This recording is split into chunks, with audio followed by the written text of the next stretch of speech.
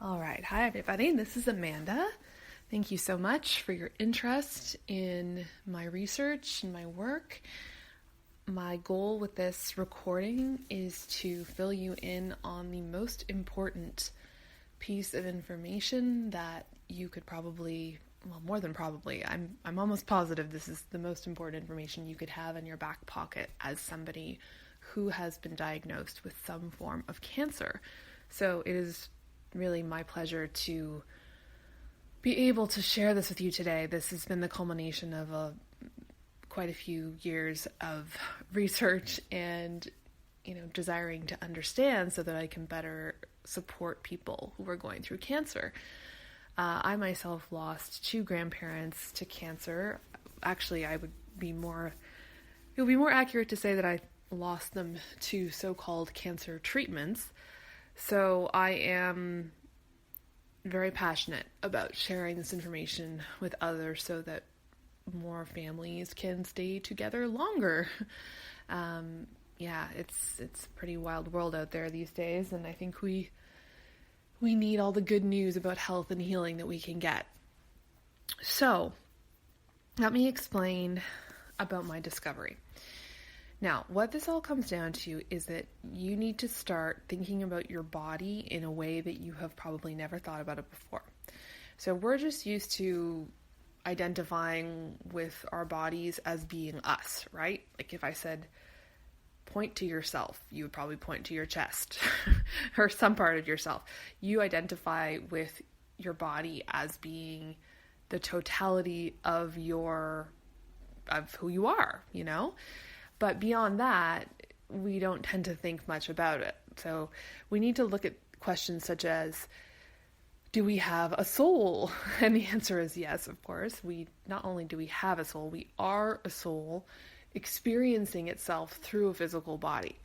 So that then begs the question, in what form does the soul express through the human body? Like, what is that point of connection between the so-called physical body, this bag of bones and flesh and blood, and the soul? Where do we find the soul? And many different philosophers and spiritual teachers have had different theories on this. I'm certainly not here to say that they're incorrect and I'm correct, but what I want to present to you is a frame of reference about the soul that I think is really going to empower you. So if you are willing to take it on board, it's going to be very helpful in terms of catalyzing, having the potential to catalyze a so-called spontaneous remission from cancer. So my personal belief is that the soul is located at the core of every single atom in your body. So think about your body. Okay, it's made of, we've got skin on the outside. Inside it, we've got, tissues and organs and blood and all kinds of stuff, right? But what makes up those organs and tissues? Well, it's specific molecules. There are fat molecules, there are carbohydrate molecules, there are protein molecules. We have all these different molecules that form what we know of as different substances. And that's what our physical body is composed of. But what are the molecules made of? Well, they're made of atoms. Now, the interesting thing is, the diagram of the atom that you may have seen when you were, in high school or whatever, is incredibly misleading. Because when we picture an atom, you probably picture like that ball in the middle, a solid ball in the middle with some other balls flying around on, rings around the central portion of the atom, which we know of as the nucleus. So that's pretty much what everyone's taught. And this may seem like no big deal. I mean, who cares what an atom really looks like or how it's constructed? But it's actually huge, because in looking at that image in your textbook in high school, you took on a belief, without realizing you did, that atoms are made of something physical. They are not. Atoms are made of nothing physical. There's nothing solid in there. And what I mean by this is that literally atoms are just made of light. I think you'd probably agree that light does not have physicality to it. It has no mass. It's energy. It's pure energy. And the fact of the matter is your body is made of this same energy. So you don't actually, even though you look like a physical being and you can touch yourself with your fingers and it feels solid, at the core level of you being here, you are made of pure energy. And what this means is that you have cells that are expressing as, let's say, an optimal form of energy, and then you have cells that are expressing as a form of energy where something has kind of gone wrong. And the question is, what has gone wrong? And these cells where something has gone wrong, these are the cells that we know of as being cancerous. So let's connect this back now to the concept of the soul. The soul exists at the center of every single atom in your body. I don't know how many atoms there are in your body, but there are a heck of a lot. So the soul is everywhere in your body. Like, you are made of pure soul. And the soul is intended to be connected to something called the 0-point field, also sometimes called the quantum field. The quantum field, also called the ether. So let's just use 0-point field. What that is an invisible matrix of energy that underlies everything in this reality. It's also referred to as spirit by many. It is conscious. It is intelligent. It is the source of what we often call life force energy. It is the connectedness of everything. It is the oneness of everything that exists. It's because every atom is connected to the 0-point field that maybe not every atom. I wonder about that, actually. That's something for me to go back and look into. But at the very least, the atoms in our body, natural substances, are connected to this 0-point field. And what tends to happen in this world that we live in today, where we're bombarded by electromagnetic radiation all the time because of, Wi-Fi and 5G and all that good stuff, we are living in an out of balance way. So one way that cancer can develop is when we have certain frequencies, which we think of as being electromagnetic radiation, that are coming into the body because they're radiating towards us from various sources, and then they are disrupting that connection point at the center of the atom from its normal balanced connection to the 0-point field.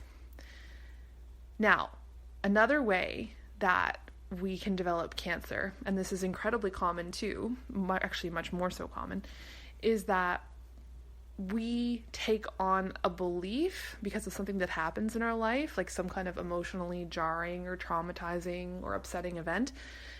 We take on a belief about ourselves as being not good enough, as having failed, as having done something really wrong, as being broken, as being unworthy, as being undeserving. And that can also cause us to lose the connection between our atoms and the 0-point field.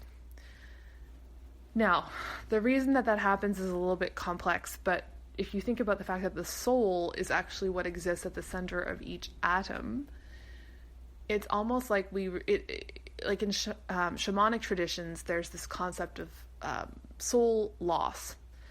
That's what this is. Cancer is really a manifestation of soul loss, because when the center point, which is supposed to be in the very middle of those whirling fields of light that make up an atom, gets shifted away from the exact center where it needs to be to have that perfect connection to the 0-point field, then that is the soul removing itself from spirit. And that's exactly what happens when we go through certain life events, depending on how we interpret them, depending on how we take them on and start developing a negative self-concept. What will happen is, if we do take on a negative self-concept and we believe ourselves to be not worthy of being connected to source, aka the 0-point field, is that the organ or the tissue type that correlates with the theme that we ourselves feel we failed around or are not good enough around or something like that, it's that organ that correlates to the theme that will develop cancer. And it's actually the body's way of trying to help us, funnily enough, but our conventional medicine doesn't understand that aspect of it. And anyway, regardless, whether the body is doing it to help you or not, we've all been so traumatized around the notion of cancer that it's still a good idea to try to reverse the cancer. I'm sure you would agree. So even though the body is actually doing it for a very good reason, to try to actually fortify the function of the organ or the tissue type, which I can explain about, and I will explain about at a later date, it's quite an in-depth topic, it's still a good idea to, just for your own, peace of mind, not to mention the fact that you probably have family members who would think you were totally crazy if you just said, oh, I'm just going to, ride this cancer thing out. Of course, it's a good idea to try to work with it, to try to heal that perceived separation from source, which is the 0-point field. So that's the basis of the work that I do with people. It's about restoring your connection to the 0-point field, which then allows so-called cancerous cells to once again receive the energetic nourishment that they're supposed to receive. Because that's how the body's designed to function. We don't get most of our nourishment from the food we eat. We get it from the 0-point field. That's what powers our bodies. That's what keeps us healthy. That's what keeps us alive. That's what keeps us vibrant. And you'll notice that, or maybe you won't notice this, but you may have heard that with cancer cells, what happens is that they actually start to behave as though they kind of go rogue. It's like they lose their connection or their awareness to the rest of the body, and they start operating independently and trying to, steal nutrients and that kind of thing. Why do they do that? Because they have lost their true source of nutrition, which is the 0-point field. So what I do in my work with people is I get that still, it's called a magnetic still point in the middle of the atoms in the part of your body that is afflicted by cancer, back to the very center of the atoms, because it's shifted off to the side and you've lost your connection to the 0-point field in that particular organ or tissue type where the cancer has appeared. So that's what I'm here to support you around.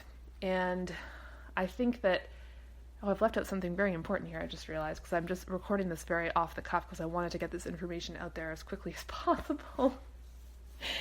But I want to give full props to Dr. Thomas Cowan, who is a medical doctor whose book I recently finished reading, and that's largely what sparked all of this for me, because I made a connection I had been trying to make for ages. His book is called Cancer and the New Biology of Water. And what he found is that in cancerous cells, the problem is with the cytoplasm of the cells. It's the cytoplasm, which is the kind of watery area around the nucleus, is supposed to consist of water in a gel state. We don't often think about this, or most people aren't even aware of it, but there's a fourth state of water called, it's called by different names. But anyway, let's just say rather than it's not a liquid, it's not a solid, it's not a gas, it's a gel, kind of like Jell-O, right? And what happens is that, this is my addition to Dr. Cowan's work, what happens is that when the atoms basically the oxygen atoms that are present in the water inside your cells, because we're 70% water, right? You probably heard that before. When the oxygen atoms lose their connection to the 0-point field, it's the oxygen atoms that are causing the water in the cytoplasm to go from being a structured gel, crystalline gel, like it's supposed to being just plain water. And when that happens, that's an indication that a cell could become cancerous. So it's all connected, but it all comes down to the 0 point field, aka source, aka the quantum field, aka the ether, which is the true source of life force energy and nutrition for our cells, and therefore for us as human beings. So the soul is really there to be worked with, and your soul is always whole and complete, but the way that soul loss manifests in the body is cancer. And we need to work with the soul to restore that connection to the 0 point field, and then it's possible for full-blown reversal of cancer to occur.